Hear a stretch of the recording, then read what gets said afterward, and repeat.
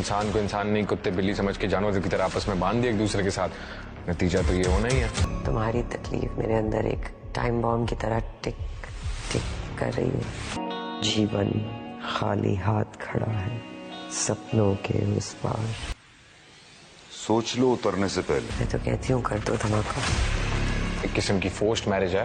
नहीं नहीं चला कब कैसे फ्लॉप हो गई उसकी इमोशनल इन्वेस्टमेंट। कतरा कतरा जलते थे सावन से जब मिलते थे। निशा को अब समझ में नहीं आ रहा कि वो क्या करे, क्योंकि उसका किसी भी काम में दिल ही नहीं लग रहा। ना तो पढ़ाई कर पा रही है, ना वो घर में कुछ कर पा रही है, ना वो खाना ही सिखा पा रही है।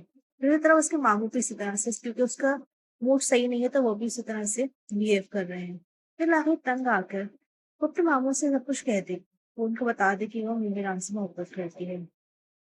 वो उसे ये कहेगी, मुझे समझ में नहीं आया कब उसकी मोहब्बत मीरान पे इसको सराहियत कर गई है।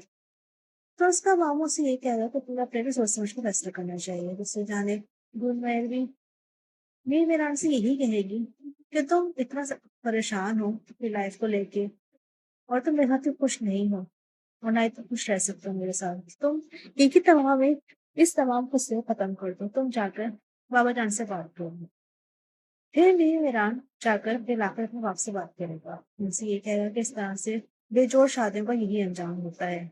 तो उसका बाप उससे यही कहेगा कि मीर मीरान, तुम बहुत सोच समझ के बात कर रहे हो, या तुम ऐसी ही बात कर रहे हो? तुम सोच लो तुम क्या करने के लिए जा रहे हो।